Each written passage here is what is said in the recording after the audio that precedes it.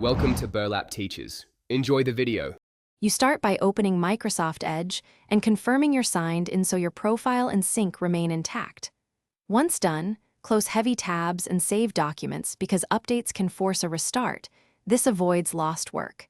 Make sure your device is online and has enough battery or is plugged in.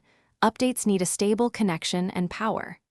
Now, click the three-dot menu at the top right to proceed. This is where Edge exposes update controls and diagnostics you will use next.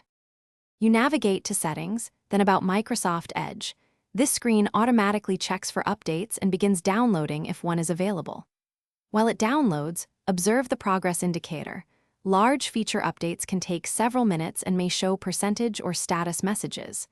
If installation starts, Edge may prompt for a restart.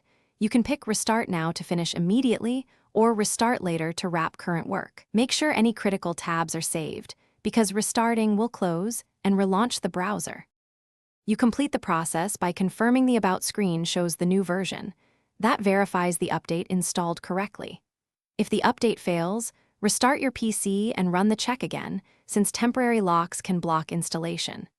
If problems persist, use Windows settings to repair the app or download a fresh installer to reinstall Edge.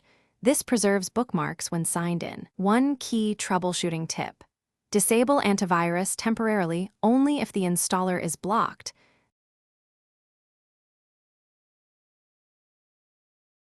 Thanks for watching. Consider subscribing if this video helped you.